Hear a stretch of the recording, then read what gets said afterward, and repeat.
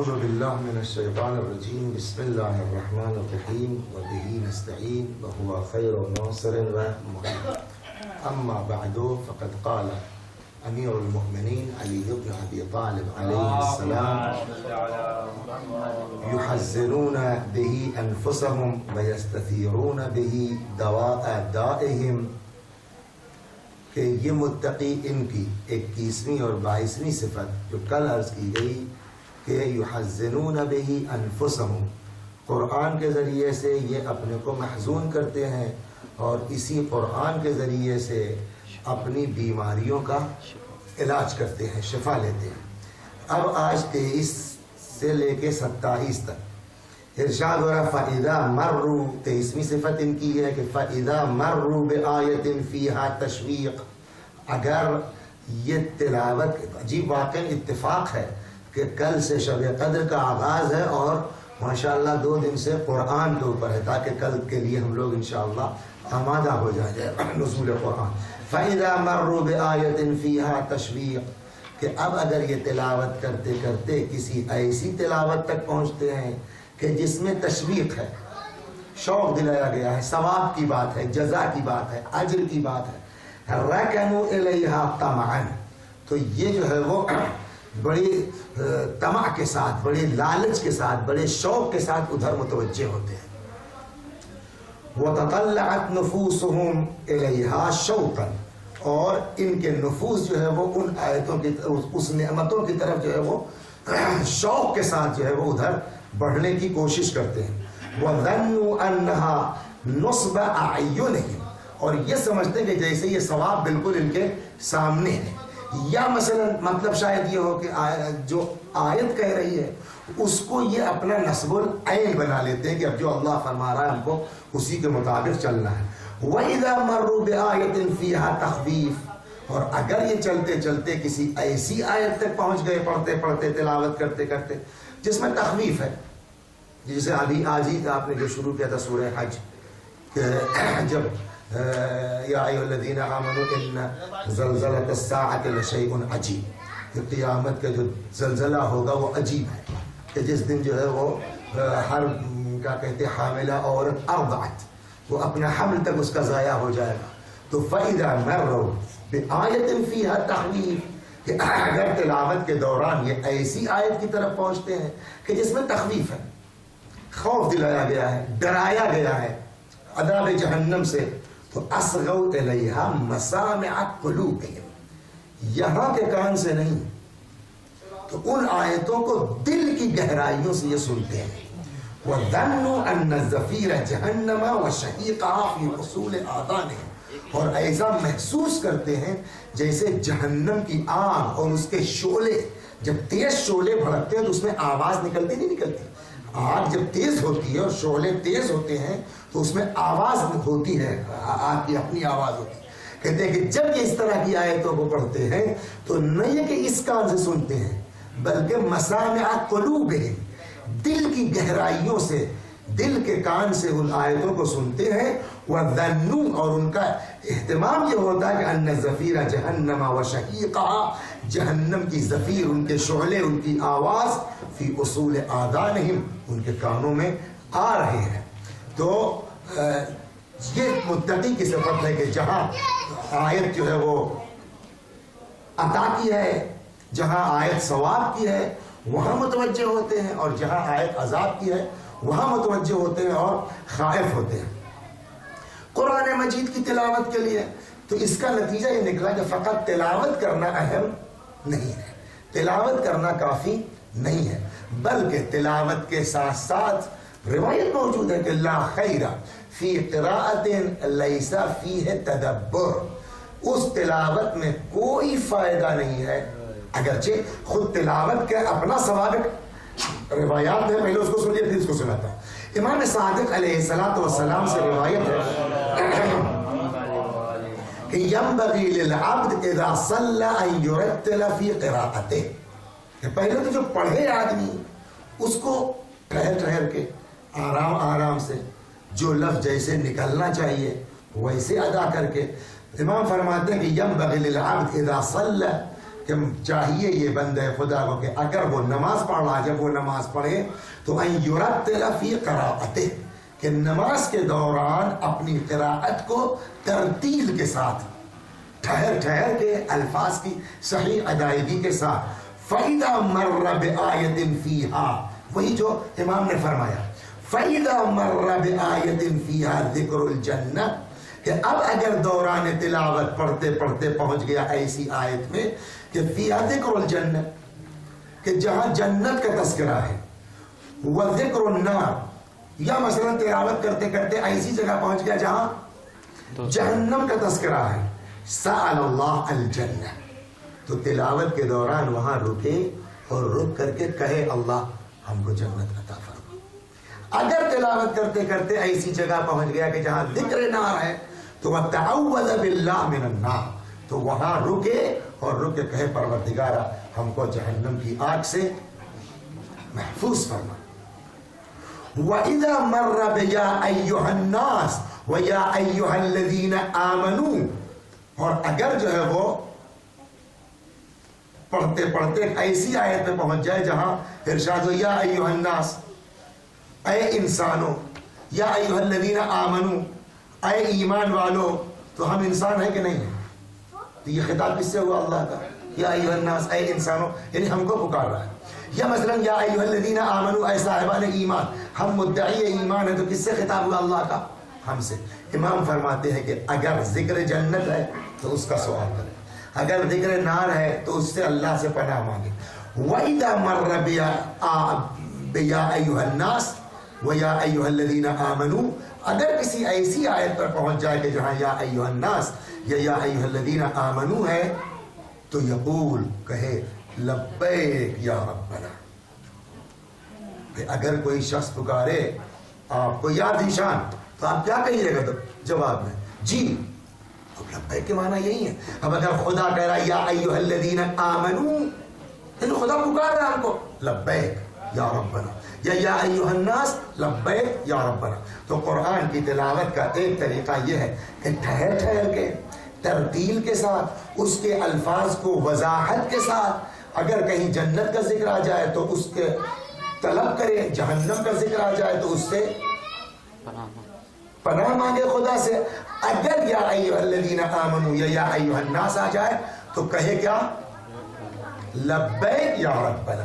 تو یہ کب ہوگا؟ جب توجہ ہو تب نا۔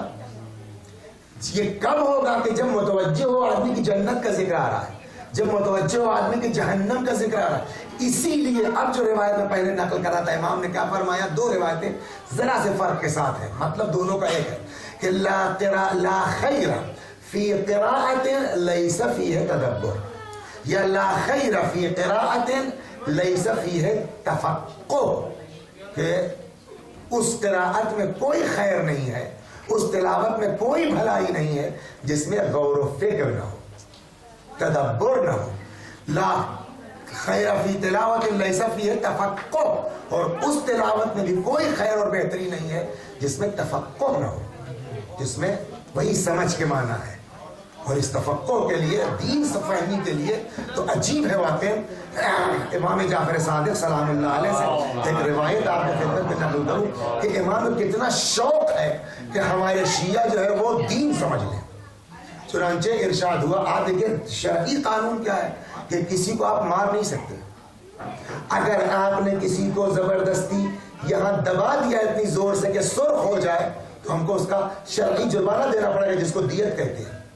اس کے باوجود ہماری سمجھداری کے لیے کہ فقط لقلقہ زبان نہ ہو، فقط اس لیے کہ شیعہ گھر میں پیدا ہو گئے اس لیے شیعہ ہیں، مسلمان گھر میں پیدا ہو گئے اس لیے مسلمان ہیں، نہیں، بلکہ سمجھ کے دین کے ساتھ آؤ۔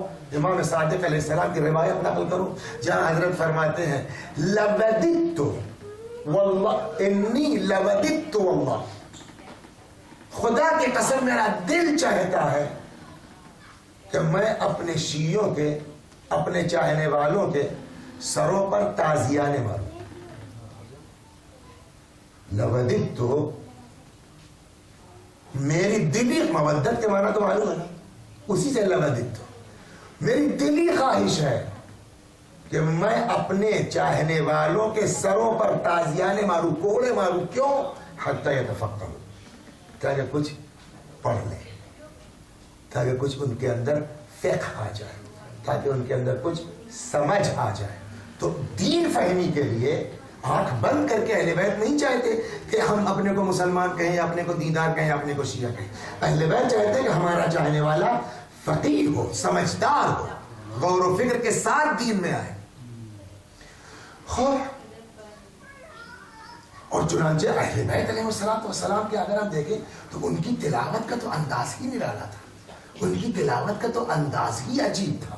چنانچہ زہری ایک شخص ہے جو روایت کرتا ہے امام زین العابدین علیہ السلام سے متعلق، کہتا ہے کہ کان علی بن الحسین علیہ السلام اذا قرأ مالک یوم الدین. ہم لوگ کتنی سپیڈ سے گزر جاتے ہیں. واقعی کیا ہمارا کوئی تقابل ہو سکتا ہے آل محمد علیہ السلام سے کہ جو معرفت کے اس کمال کی منزل پر پہنچے ہوئے ہیں.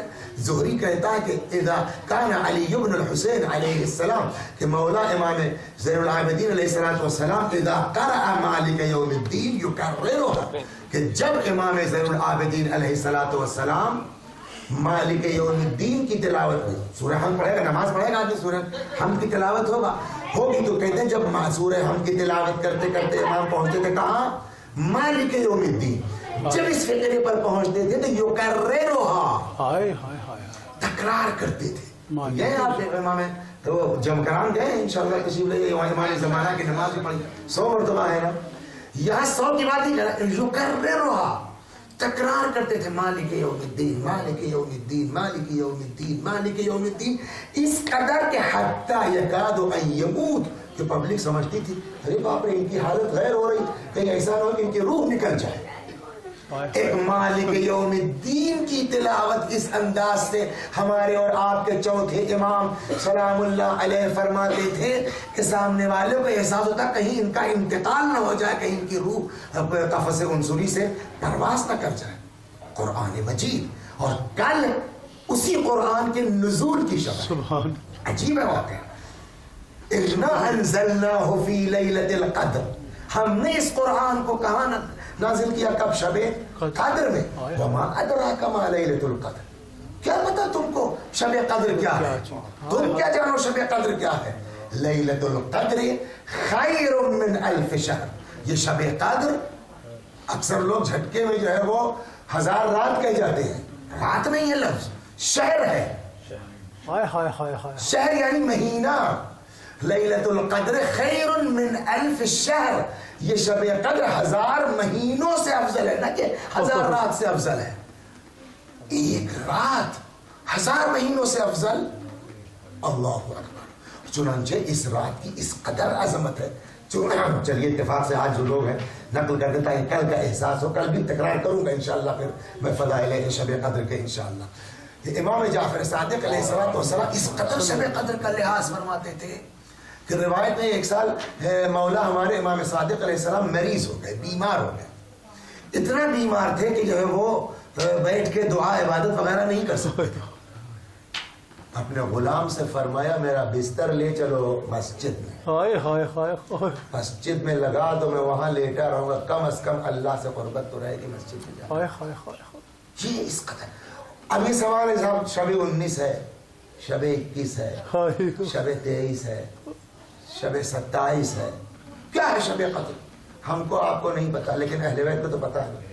کوئی ایسی یہ تو نہیں کہہ سکتے، ہماری ہمت نہیں ہے کہ معاذ اللہ امام صادق علیہ السلام کو پتا نہیں شب قدر کیا ہے. اور شیعہ بھی ایسے نہیں تھے کہ نہ پوچھتے کہ واقعی کیا ہے. شیعہ بھی ایک سے ایک گزرے ہیں، پوچھا بھی ہے اور امام نے اس کے باوجود نہیں بتایا. آپ مفادی پڑھی، مفادی راوی آتا کہتا مولا آخر اس میں تینوں میں سے کون سی ہے شب قدر؟ امام نے فرمایا تینوں میں جتنا ہو سکے عبادت کرو. مطلب کیا ہے اس کا؟ شاید اس کا مقصد یہ ہے کہ امام چاہتے ہیں کہ ہمارے چاہنے والے سال میں شب قدر کے نام سے صحیح 3 رات کو بیدار ہو جائیں، 3 رات کو جگ جا کے عبادت کر لیں. تو شب قدر اس کی بڑی اہمیت ہے. تنزل الملائکۃ والروح فیہا، ایک چیز. دوسری چیز یہ شب قدر اچھی نکتہ ہے کیا جاتا ہے، حالانکہ موضوع سے ہٹ کے ہے. یہ شب قدر وجود حضرت حجت کی دلیل ہے. ہائے ہائے ہائے ہائے ہائے، یہ شب قدر ہمارے امام کے وجود کی دلیل ہے. کیا بات ہے، سبحان چھٹے اللہ. امام نے فرمایا، بہت لطیف حدیث ہے، سبحان اللہ. چھٹے امام نے فرمایا کہ خاصم بسورت انا انزلنا، اپنے مخالفین سے مباحثہ کرو انا انزلنا کے ذریعے تفلحوا، کامیاب ہو جاؤ. کیا مطلب ہے؟ اب آپ پھر پڑھیے اس سورے کو. بسم اللہ الرحمن الرحیم. انا انزلناہ فی لیلۃ القدر، ہم نے اس قرآن کو نازل کیا کب؟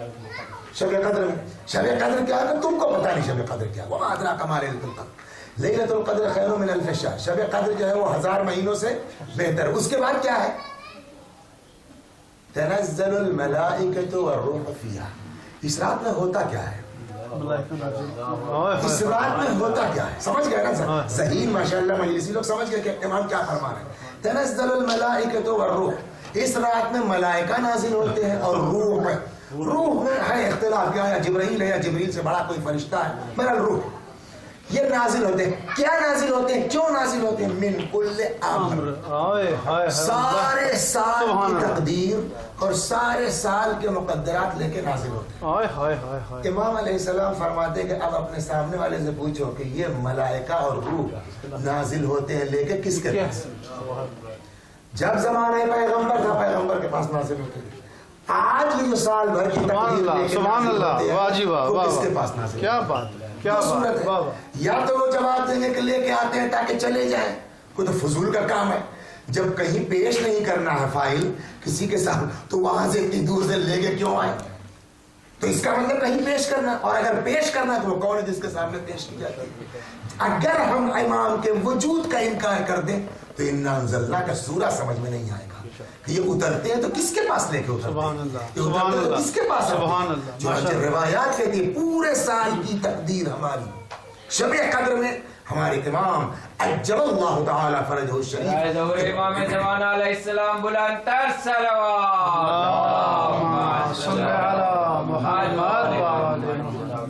حضرت کی بارگاہ میں پیش ہوتے ہیں. شب جمعہ پیش ہوتے ہیں، سال میں شب رات کے موقع پیش ہوتے ہیں، لیکن یہ شب قدر بہت اہم ہے. اللہ توفیق دے.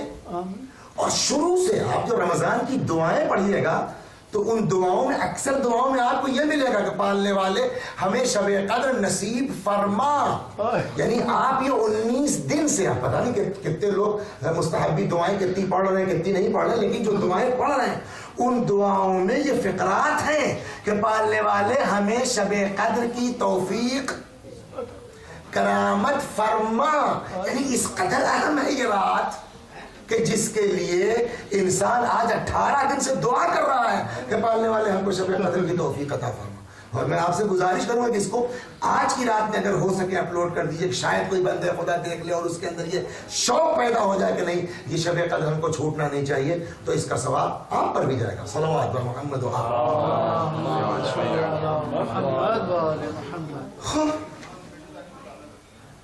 تو یہ ہے رہا معاملہ فضیلت قرآن کا. تدبر ہونا چاہیے، غور و فکر کے ساتھ ہونا چاہیے. اب اگر جو ہے ایک آدمی مجبور ہے تب بھی ایسا نہیں کہ قرآن کی تلاوت کا ثواب نہیں ہے. یہاں پر میں ایک روایت نقل کرتا ہوں امام کی کہ کتنا پڑھنے کا کتنا ثواب. ویسے ہی جیسے رات کی اس دن روایت آئی تھی کہ اگر آدمی 1/10 عبادت کرتا ہے تو کیا ہے، 1/9 عبادت کرتا ہے تو کیا. ویسے ہی یہاں امام ابی جعفر، امام باقر صادق، امام باقر علیہ السلام سے یہ روایت ہے کہ فرماتے ہیں قال قراء القرآن ثلاثۃ. اچھا یہ دوسری روایت ہے، وہ ابھی بات میں آئے گی. قراء القرآن ثلاثۃ، قرآن پڑھنے والے ان کی 3 قسمیں ہیں. قرآن پڑھنے والے ان کی 3 قسمیں ہیں. نمبر 1 رجل قرأ القرآن فاتخذه بداعة واستدر به الملوك واستطال به على الناس. ایک وہ ہے قرآن پڑھنے والے کہ اپنے قرآن کے ذریعے سے بادشاہوں کی قربت حاصل کرتے ہیں. قرآن کی تلاوت کے ذریعے سے لوگوں میں نام و نمود چاہتے ہیں. واستطال به على الناس، لوگوں پر اپنی بلندی چاہتے ہیں، ہم بہت بڑے قاری ہیں، ہم بہت بڑے حافظ ہیں. ایک قسم یا بادشاہوں کی قربت چاہتے ہیں. ایک قسم قرآن پڑھنے والوں کی یہ ہے. ورجل قرأ القرآن فحفظ حروفه وضيع حدوده وأقامه وإقامة القدر. ایک وہ ہے قرآن پڑھنے والے کہ حافظہ حروفہ، کہ حروف کو تو یاد کر لیا ہے، قرآن تو یاد کر لیا، وضیع حدودہ، لیکن اس کے احکام سے توجہ نہیں۔ ایک قسم وہ ہے کہ امام فرماتے ہیں کہ فلا کثر اللہ ہؤلاء من حملۃ القرآن، کہ اللہ نہ کرے کہ ایسے قاری ہمارے دین میں اسلام میں ان کی کثرت ہو۔ ورجل، تیسری قسم، قرأ القرآن وتجافى به عن فراشه، تیسری قسم وہ ہے قرآن پڑھنے والوں کی کہ جو قرآن پڑھتے ہیں کب؟ تجافى به عن فراشه، راتوں کو اپنے بستروں سے اٹھ کر کے تنہائی میں اکیلے میں قرآن کی تلاوت کرتے ہیں۔ فَبِأُولَٰئِكَ، وہ لوگ، عجیب ہے واقعہ، وہ روایت انشاءاللہ کل نقل کرو کہ کتنی تلاوت ہے کتنا ثواب، لیکن یہاں وہ لوگ جو پہلی دوسری قسم کیا ہوئی کہ لوگ تلاوت کرتے ہیں، حفظ کرتے ہیں تاکہ بادشاہوں کو قربت حاصل کریں، لوگوں پر غرور اور فخر کا وہ کریں۔ کچھ لوگ ہیں جو قرآن تو یاد کر لیتے ہیں مگر اس کے احکام سے توجہ نہیں ہے۔ کچھ وہ ہیں کہ جو قرآن کی تلاوت کرتے ہیں کب؟ راتوں کی تاریکیوں میں اٹھ کر کے، تنہائیوں میں اٹھ کر کے، اکیلے میں اٹھ کر کے۔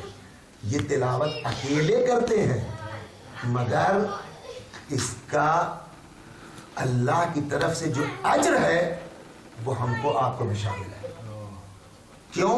اب وہ جملہ سنیے، فرماتے ہیں کہ فَبِأُولَٰئِكَ، ان قاریوں کی وجہ سے تنہائی میں اکیلے میں تلاوت کرتے ہیں راتوں کو اٹھ کر کے اپنے بارگاہ الہی میں، فَبِأُولَٰئِكَ يَدْفَعُ اللَّهُ الْعَزِيزَ الْجَبَّارَ الْبَلَاءَ، ان قاریوں کے طفیل میں، ان قاریوں کے صدقے میں، يَدْفَعُ اللَّهُ الْعَزِيزُ الْجَبَّارَ الْبَلَاءَ، اللہ تبارک و تعالی ہمارے اوپر سے بلا کو ٹالتا ہے۔ تین قسم ہوئی نا قاریوں کی، ایک وہ اور ایک یہ جو راتوں کو تنہائی میں اکیلے میں اٹھ کے تلاوت قرآن کرتے ہیں۔ تو ان قاریوں کا مرتبہ وہ ہے کہ ان کے طفیل میں اللہ ہمارے اوپر سے بلائیں نازل کرتا ہے۔ ایک سوال کروں کہ ابھی ہم نے عرض کیا، روایت نقل کی کہ امام زین العابدین سلام اللہ علیہ اس قدر تکرار کرتے تھے مالک یوم الدین کی کہ گویا روح نکل جائے گی۔ ٹھیک، تو جو امام ہمارا فرد غیب میں ہے اس سے بڑھیا تلاوت کرنے والا کائنات میں کوئی اس وقت ہے؟ ان سے زیادہ اخلاص کے ساتھ تلاوت کرنے والا کوئی اس وقت ہے؟ اب اگر قرآن کہتا ہے کہ ایسے تلاوت کرنے والوں کی وجہ سے ہم بلا کو ٹالتے ہیں، سبحان اللہ، تو اس میں سب سے پہلی شخصیت کون ہے؟ اجل اللہ تعالیٰ فرجہ شریف، ان کی تلاوت کے طفیل میں صدقے میں ہمارے اوپر سے بلا دور ہوتی ہے۔ ایک، اگر آپ نے جو ہے وہ کبھی پڑھا ہو زیارت جامعہ کبیرہ، اس میں بھی یہ فقرہ ہے، بِكُمْ يُنَزِّلُ الْغَيْثَ وَبِكُمْ يُمْسِكُ السَّمَاءَ أَن تَقَعَ عَلَى الْأَرْضِ، زیارت مبارکہ جامعہ کبیرہ میں یہ فقرہ ہے۔ یہاں بھی امام باقر علیہ السلام کیا فرماتے ہیں؟ وَبِأُولَٰئِكَ يُدِيلُ اللَّهُ مِنَ الْأَعْدَاءِ، اور انہی کے ذریعے سے اللہ تبارک و تعالی ہم کو دشمنوں سے محفوظ کر رہا ہے۔ ان کی تلاوت یہ کر رہے ہیں تنہائی میں، دشمن سے ہم محفوظ ہو رہے ہیں۔ وَبِأُولَٰئِكَ يُنَزِّلُ اللَّهُ الْغَيْثَ مِنَ السَّمَاءِ، انہی قاریوں کے طفیل میں آسمان سے بارش نازل ہوتی ہے، آسمان سے رحمت الہی کا نزول ہوتا ہے۔ یہ جو تیسری قسم والے، ان دو قسموں کے لیے امام نے کیا فرمایا کہ اللہ نہ کرے کہ ہمارے دین میں ایسے قاریوں کی تعداد ہو، لیکن جو رات کی تاریکی میں اٹھ کر کے خالصۃ لوجہ اللہ تلاوت قرآن کرتے ہیں، امام فرماتے ہیں کہ ان کے ذریعے سے بلا دور ہوتی ہے، ان کے ذریعے سے دشمن سے محفوظ رہتے ہیں۔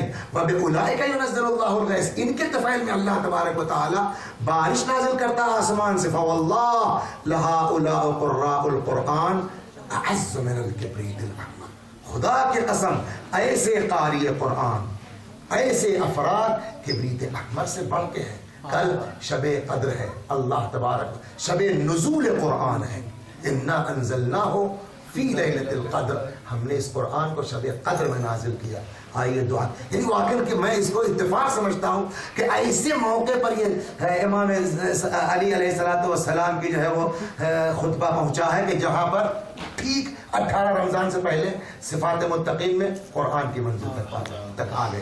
پروردگارا تجھے واسطہ ہے محمد و آل محمد کا، ہم سب کو قرآن سے سبق کی توفیق عنایت فرما، قرآن پڑھنے قرآن پڑھانے کی توفیق عنایت فرما۔ یا اللہ تجھ کو اس حسین سلام اللہ علیہ کا واسطہ ہے کہ جس نے نوک نیزہ پر قرآن کی تلاوت کر کے ہمیں یہ درس دیا کہ دیکھو اگر اہل بیت کے چاہنے والے ہو تو کبھی قرآن سے غفلت اختیار نہ کرنا۔ پروردگارہ شب قدر آ رہی، ہم سب کو شب قدر میں عبادت اور بیداری کی توفیق عنایت فرما۔ وآخر دعوانا ان الحمد للہ رب العالمین۔ رحم اللہ من قرأ الفاتحہ الى شیعت امیر المؤمنین مع الصلوات۔ صلی اللہ محمد بسم اللہ